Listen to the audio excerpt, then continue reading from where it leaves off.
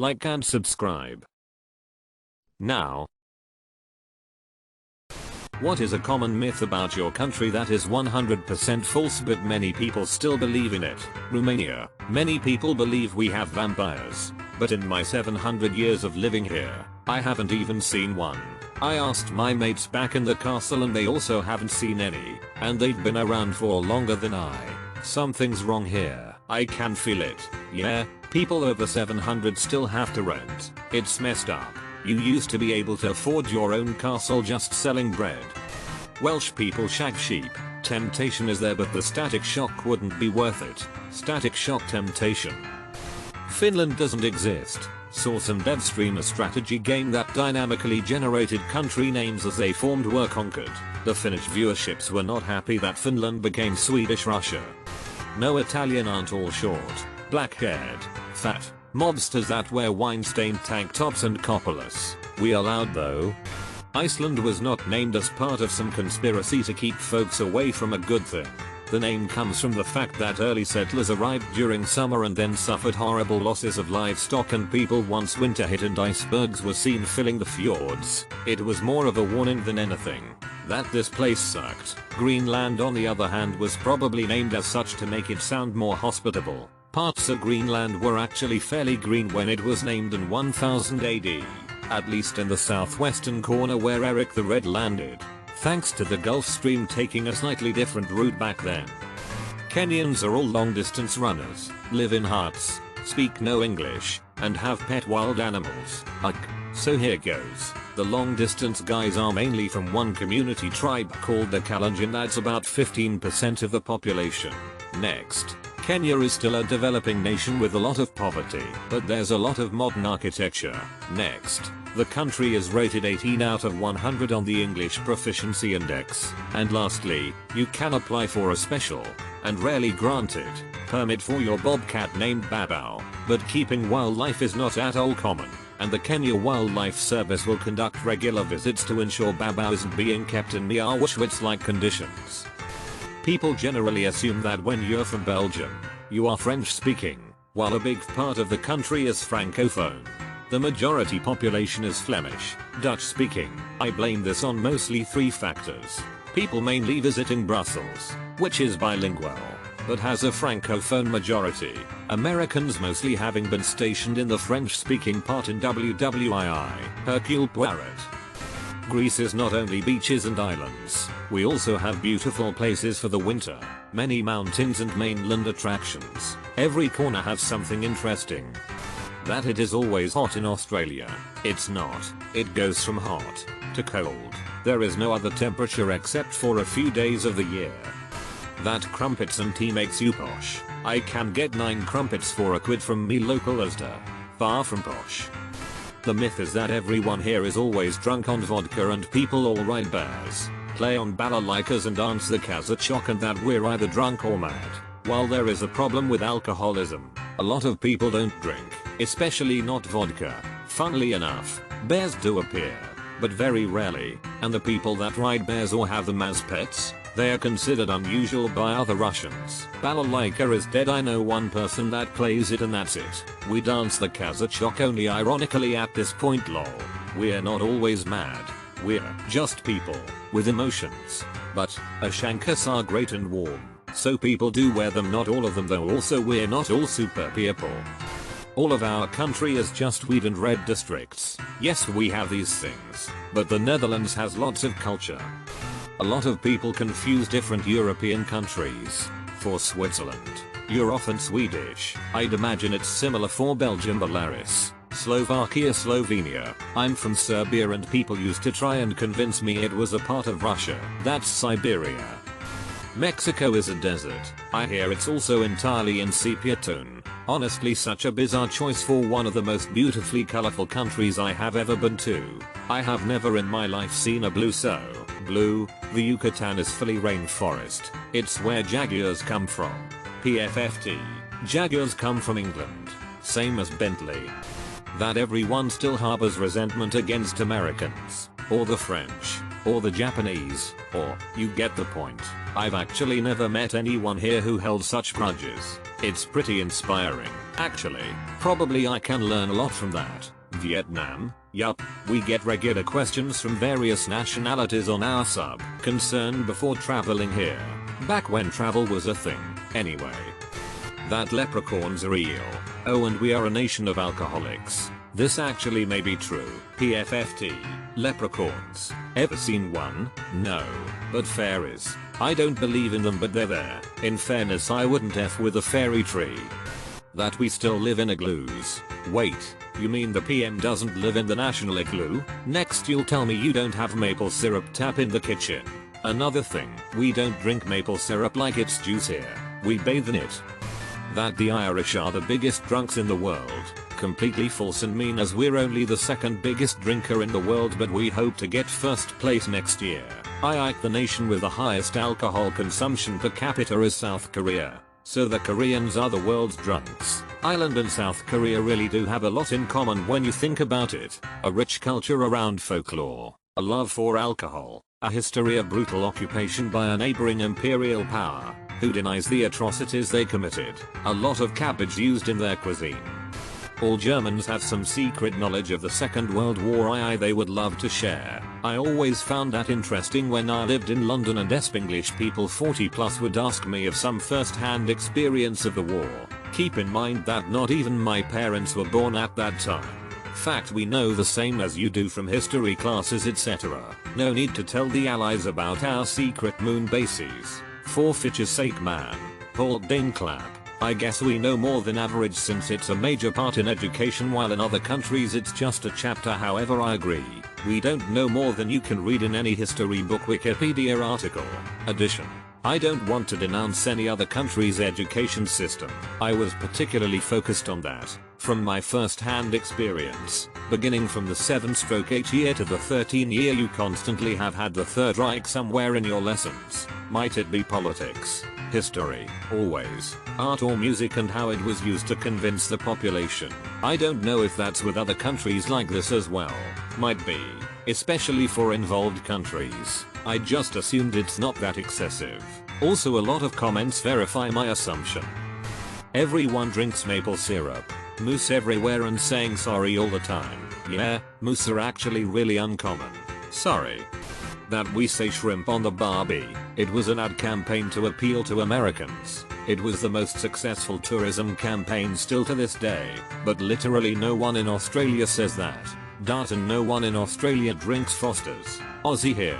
Let me tell you a story about Foster's. A friend of mine owned me a slab of beer, and he arrives at my house with a slab of Foster's. My other mates and I look at each other and say, "Why did you buy Foster's?" He explains that maybe we should try something different. We all seem a little sus about it when my mate suddenly says he returned it for something else. Days later he goes back to the bottle shop and asks the cashier if he can exchange the Foster's slab for a different beer.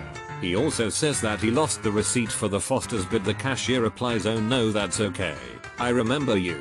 You're the guy who bought the Foster's slab. I'm Australian and I've never seen cans of that shit in any local bottle shop. I recently watched season 1 of Frayed. Do people actually say such? Yeah, if something bad happens to someone who deserved it, they can such." If someone says, "Isn't Ireland part of the UK though?" one more time. This even happens to well-educated continental Europeans. I'm Dutch, but I had to explain to a room full of university-educated colleagues that yes, sales in Ireland had to be mentioned separately from the ones in the UK, as it was A, incorrect, and B, people would take umbrage. Yes, we will take umbrage. We literally had a war about this. That Brazil is a huge tropical jungle in which people speak Spanish. Brazil actually has several major cities and different environments. Sao Paulo, for instance, is a huge sprawling metropolis with as many inhabitants as New York and Los Angeles combined. In some southern areas of the country it actually snows, and we were a Portuguese colony, so we speak Portuguese. Most people don't realize how effing massive Brazil is. Its northernmost point is closer to Canada than to its southernmost point. Most people don't realize how effing massive Brazil is. As someone from the States, I can empathize. It's always fascinating how some people who aren't from geographically large countries don't grasp just how large they are. I have a friend who relocated to the UK and she brought some of her UK friends home with her once. They thought they were going to be able to see Nick and maybe hit a beach in Florida within the same weekend. And do so while traveling by car. That sheep roam our highways. New Zealander here. To be fair, I've had to stop for sheep on the highway just out of Wanganoo. Everyone plays soccer and knows how to dance samba. There are monkeys in the streets. The capital is Rio de Janeiro. I remember when I went to Peru and told people I was from Brazil and people assumed I lived in the jungle and walked around nude and stuff. In Peru, when I moved to America from Brazil in '99, I was surprised by the number of people that asked me if we had electricity. I mean, wasn't the capital Rio de Janeiro until the 60s? It's currently Brasilia, for those too lazy to look it up. People think British people are either stuff-up-lip public school boys or Cockney bricklayers football hooligans. There's a whole world of people in between. Some of us don't even like football. One of my friends doesn't even drink tea. Not sure why she's my friend, to be honest. We also have a very wide range of accents. It's not just posh Londoner or Cockney Londoner. One of my friends doesn't even drink tea. Wait, what? That's possible? It isn't a crime? A witch? May we burn her? French here. That we don't shower. We do. Guys, we're not in the 1700s anymore. Also that French women don't shave. I mean, there are some that don't. But this has more to do with their personal choices and a general trend of having more and more women that don't shave around the world than their Frenchness. We do eat frogs and snails though. Dracula is often depicted as living in Transylvania. While he was imprisoned there for a while, he was actually the ruler of Wallachia, another historic Romanian province that neighbors Transylvania to the south. As for the rumor that we are vampires, I neither confirm nor deny this statement. Castlevania fans know all about this. He also had a teleporting castle. Note to self: wear a scarf when visiting Romania. What's that gonna do? Stop me from sucking you off? Good luck with that. We don't have humor and live to work. Also, our trains are always on time. As someone who often relies on the Deutschbahn to get around, that seems like a cruel joke. I'm bewildered that the myth about our trains' punctuality is still a thing. Germany or Japan? Germany. That it's socially acceptable to call people CS. You'll get away with it with your mates, but you'll probably get your head stomped if you call the wrong person it in public. Also, it's possible to be arrested for using it in public in certain circumstances. Get a load of the C. Oh so much. According to popular opinion, I should be a weed smoking, clog wearing tulip farmer living in a windmill. Can you guess where I am from yet? I know. You're from that one place. You know, the one where everyone ice skates to work. Also, you're a cheese-loving, greedy, bad beer-drinking Protestant. Think we found the Belgian. Nigeria. That everyone here is into scamming people or mayo. As a Nigerian, I mean, there is a prevalence of internet scams compared to most other countries. That the only thing we care about is rugby and we all live in hobbit holes. I, for one, I'm absolutely terrified of rugby, but I'm Kiwi as, bro. But if you could choose, wouldn't you want to live in a hobbit hole? Not exactly myth, but decent amount of PPL still think that Czechoslovakia still exists. We split apart in 1993. We are Czech Republic, not Czechoslovakia anymore. I had a friend who used to answer to people asking where he is from. I come from a country that no longer exists. That's my go-to line too. But mine's to countries that no longer exist. Thank goodness I'm a naturalized Australian, as at least that still exists. Neighbor from South here. In one online meeting, a colleague from us referred to our team as the team from Bratislava. It's all fun and jokes until we mix up Budapest and Bucharest. But when my colleague's baggage was sent to Bucharest, the smiles became forced. I had to tell my little cousins in the UK that no, unfortunately we don't ride kangaroos to school and work every day. No one thinks Aussies work every day. We're all sad. There's no sun. There's always snow. Russia. We're all sad. There's no sun. Your typical day in St. Petersburg. Wait, aren't we all really sad? That Africa is a country. Woo. Singaporean here. 1. No. We're not part of China. We're not even in the same region. Yes, the population is 60% ethnically Chinese, but that doesn't make us part of China any more than it makes the USA part of Britain. As a matter of fact, there's a problem of racism against mainlander Chinese, since locals tend not to see them as true Singaporeans. This is exacerbated by the fact that lots of mainlander Chinese are pretty pro-China, human rights violations and all, while the local Chinese don't like China and the CCP very much. We're closer culturally to Taiwan. 2. It is not illegal to be naked inside your own home. You can be starkers while bathing or effing if you like. You just cannot use "I am in my own home" as a defense against streaking or showing everyone your rude bits. 90% of the population live in government apartments and we don't need pervs flashing their dongs through their windows. Incidentally, this law came about because pervs were flashing their dongs through their windows. Singapore used to have a big flasher problem back in the 80s. Times were weird. 3. It is not illegal to chew gum. Only to import, sell it or bring it onto the trains. This is because dickheads used to literally gum up the train doors and make everyone late for work. The government put up with it for a few months and then said F it, no more gum for everyone. This is why we can't have nice things. 4. The government doesn't fine people for every little offense anymore. They used to. But enforcement has become lenient in the last 2 decades. Sadly, this means there's a ton of litter where the streets used to be pristine. Still, you might not want to litter or spit right in front of a police officer. Incidentally, this law came about because pervs were flashing their dongs through their windows. That we roam around with wild animals like lions and rhinos, have no cities and thus live in huts, and that we're all poor and malnourished. Yeah, I've heard Yorkshire's not quite as bad as people make out. Used to live in Leeds. Was seeing a girl from London. She came up once and kept feigning surprise that we had electricity, running water, etc. When we out for a walk, she again joked about there being cars. I was getting a bit fed up and said something like, "Oh, pack it in. You know we don't ride around in horse-drawn carts." Just before a man riding in one came around the corner, with news items or things on Reddit. Country related. Pretty much anywhere in the world is named by the name of the country, but when it's an African country, then it's Africa. Pisses me off. Hey, that's not true. We know all 3 African countries: Egypt, Africa and South Africa. I'm always disappointed when media choose to omit facts and context that is unknown out of fear of alienating its audience. These are opportunities for learning that are missed. There are more than 2 accents in the UK. It's not just Cockney and the Queen's English. When I started dating my now wife, who is from Oklahoma, she informed me that her friends and family were convinced that Canadians didn't have ice or toilet paper.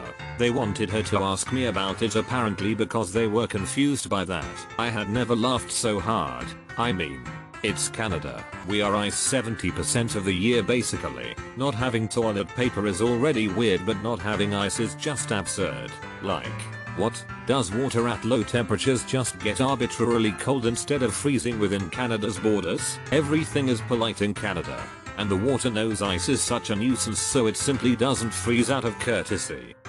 I'm American, but I lived in Egypt for a while. It's incredible that more than one American who wasn't a child asked me if I lived in a pyramid. Do many people walk around wrapped in bandages or just a few? My daddy doesn't, but my mummy does. Not all of us say eh? That we all knew Steve Irwin. Like, sure thing, we've all shared many a bush chuck dinners with old mate Steve-O down the local. I was traveling in Italy. A cop said to me, "Oh, Australian, my cousin Luigi lives in Melbourne. You know him? LMAO." We are all rudes if you don't speak French. We don't shower shave. We all like wine. Cheese baguette in France can be summarized as Paris. Genuine conversation I had in a bar with a Frenchman in Cantal. Do you know who we French hate the most? Here we go. Us English. Not Germans. Not Americans. Not I give up. Parisians. To somewhat counter your point, we were drinking wine in a village next to a shop that only made baguettes. Australian here. Glad you asked. Everyone thinks it's as dangerous as F. That's spiders, drop bears, snakes. Feral cats and dogs will rip your effing heart out every time you step out the door. The truth is that unless you act like a half-wit, poke said snake spider with your finger, then you'll be fine. Battle echidna. Dervish spiders, saltwater crocodiles and drop bears don't live in suburbia. You need to go into the bush to even see a lizard, which usually promptly f's off the moment a stone-footed Oompa Loompa waddles past. Many years ago, I was in Australia and with some friends of a friend driving around near Albury. At some point I mentioned that I wanted to see a kangaroo. The driver didn't say a word, but started looking around the side of the road. All of a sudden, he slammed on the brakes, pulled over and got out of the car. I followed out. On the side of the road was a dead kangaroo, hit by a car. He then pointed to it, looked at me and said, "There, you saw one. Can we go to the bar now?" Me, 34F from Melbourne, talking to a 4-year-old boy from Wodonga. What sound does a cow make? Moo. What sound does a dog make? Woof. What sound does a cat make? Meow. What sound does a kangaroo make? Expecting skippy noises. Bang. Another myth is that we lost the Emu War. We didn't just lose, we got effing demolished. Sure, it's not as dangerous as people believe unless you go looking for the dangerous. However, I have seen plenty of Australians talking about finding huntsman spiders inside their home, and that's enough to stay the F away for me. Seriously though, the worst thing about huntsmen is their poo. Otherwise, they're shy, respectful, control mozzies and daddy long legs. I chased one as big as my hand out of 4 places. It tried to avoid me as I was cleaning a veranda the other day. TBH, I felt rude. She was so gracious. Everyone in Scotland is ginger and wears a kilt. Thanks for 10k upvotes. Most I've got on a post. Kilts are bloody expensive. No wonder most Scots that do wear them only wear them for formal occasions, except for the tour guides and the occasional lost Highlander. Also warm as F.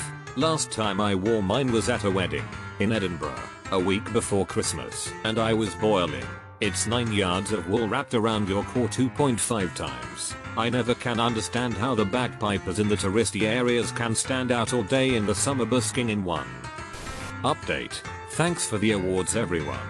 Y'all are a funny bunch. Also found out I'm not only Scottish but also apparently Irish too. Why? We're all ginger alcoholics who hate the English and run amongst the hills in our skirts screaming freedom. Correct. You also get blonde and brown haired Scots. I would pay a lot of money just to see this. Braveheart might be on Netflix. That we are all Arctic scammers and like eating cow dung. Guess which country? Indians don't speak English. I was asked once how I'm so good at English. Like we are literally the second largest English speaking country.